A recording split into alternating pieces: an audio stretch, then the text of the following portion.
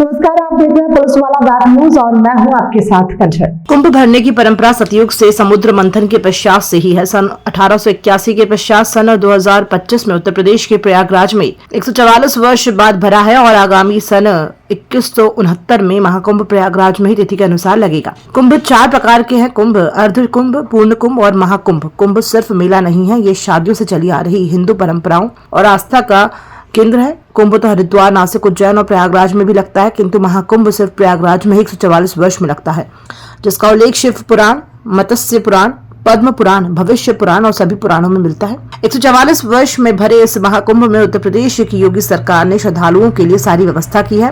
करोड़ों श्रद्धालुओं के रुकने, खाने, साथ ही जगह जगह शौच की व्यवस्था की गई है। करोड़ों लोगों के आने के बावजूद कहीं कोई गंदगी का नामो निशान नहीं है, किंतु जो शुरू से ही महाकुंभ की आलोचना कर रहे थे उनको अच्छी व्यवस्था के साथ शांतिपूर्ण पूर्वक चल रहे महाकुंभ रास नहीं आया और महाकुंभ में हादसे पर हादसा करवाते रहे। महाकुंभ में हो रहे हादसे के पीछे इन्हीं छोटी मानसिकता के लोगों का हाथ है। अंतर्राष्ट्रीय संत बौद्धिक मंच के अंतर्राष्ट्रीय अध्यक्ष स्वामी स्वदेशानंद महाराज ने बताया कि हादसा विरोधियों की सोची समझी सुनियोजित षड्यंत्र का हिस्सा है। आपने देश के प्रधानमंत्री नरेंद्र मोदी और उत्तर प्रदेश के मुख्यमंत्री योगी आदित्यनाथ से मांग की है कि इस हादसे की सीबीआई से जांच करवाकर दोषी समस्त व्यक्ति पर दंडात्मक कार्रवाई की जाए।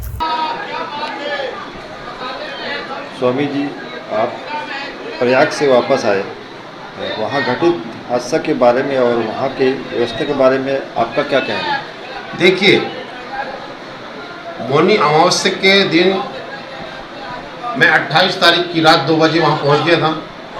29 तारीख को मौनी अमावस्या का स्नान मुझे करना था, तो एक शोभा यात्रा करीब 3 बजे रात को वहाँ से स्नान करने के लिए साधु संतों का निकल रहा था। मैंने सोचा कि मैं भी उन्हीं के साथ चलकर और स्नान कर लूँ, लेकिन बहुत भीड़ होने के कारण मैं उनके काफ़ी पीछे रहा। तो मुझे एक साधु ने आकर कहा कि गुरुजी, अभी तिथि नहीं है, क्योंकि तिथि 6:15 बजे से 12 बजे तक की तिथि स्नान करने की है। आप 9 बजे से 10 बजे के बीच में स्नान करिएगा। और उन्होंने मेरा हाथ पकड़ के मुझे बाहर निकाल लिया और बस 5 या 10 मिनट हुए होंगे कि मैं उस शोभा यात्रा से बाहर निकला हूँ। उसमें सामने से आवाज़ें आना शुरू हुई, बचाओ बचाओ बचाओ बचाओ। लोग भागते दौड़ते भगदड़ मचा हुआ था। तो एक महिलाएं तो मेरे बिल्कुल पास में आके गिरी, मैंने उसको पकड़ के उठाया। बाद में जब ये सब हो गया, घटना घट गई, तो बाद में मुझे करीब 3:30 बजे करीब मुझे मालूम हुआ कि भगदड़ मचने से वहाँ पर काफ़ी लोग जख्मी हुए, कुछ लोग काल के गाल में भी समाये। लेकिन मैं ये कहना चाहूँगा कि आदरणीय हमारे यशस्वी मुख्यमंत्री उत्तर प्रदेश के इतनी अच्छी व्यवस्था किए हुए थे कि कम से कम सड़कों की चौड़ाई भी मैं समझता हूँ कि कम से कम 40 से 50 फीट रही होगी। एक सड़क से आना था, एक सड़क से जाना था। बीच की जो सड़क थी उसमें जो सुरक्षा के लिए जो वाहन चल रहे थे उनके लिए बनाया गया था। सरकार की इतनी अच्छी व्यवस्था होने के बाद भी भगदड़ आखिर क्यों मची, इस पर सीबीआई की जांच होनी चाहिए। क्योंकि मुझे जो जानकारी मिली है, वहाँ जो विरोधी लोग थे जो शुरू से ही इस महाकुंभ का विरोध कर रहे थे, उनके द्वारा कुछ लोगों से वहाँ सोए हुए लोगों को उठवाया गया।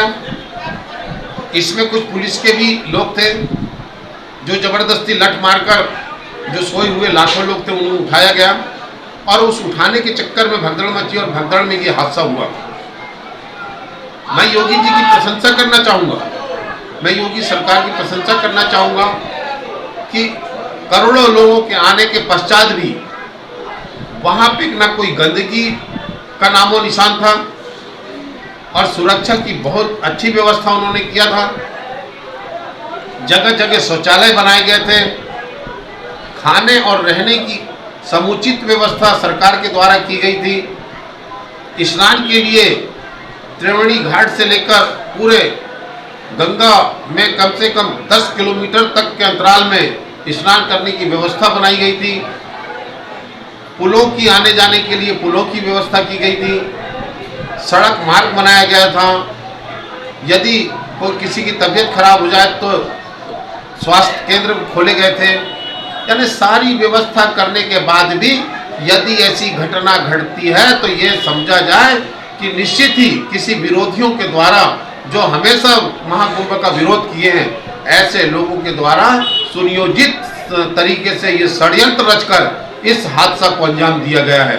मैं तो माननीय हमारे देश के यशस्वी प्रधानमंत्री माननीय नरेंद्र भाई मोदी जी से मांग करूंगा, हमारे उत्तर प्रदेश के यशस्वी मुख्यमंत्री आदरणीय योगी आदित्यनाथ जी से मांग करूंगा कि इस घटना की सीबीआई जांच कराई जाए और जो सेक्टर क्रमांक 22 में जो हादसा हुआ भगदड़ में, जिसमें लोग मारे गए, बेचारे सीधे साधे लोग थे, गांव के लोग गए हुए थे, हमारे साधु सन्यासी लोग गए हुए थे, वो एक दूसरे के पैर में रौंद कर मारे गए। इस हादसे की सीबीआई जांच होनी चाहिए और जो वहां पर अधिकारी तैनात थे और उनसे भी पूछताछ होनी चाहिए, क्योंकि इतने लाखों की तादाद में जब लोग सोए हुए थे तो उनको उठाने की जरूरत क्यों पड़ी, इसकी भी मैं मांग करता हूं।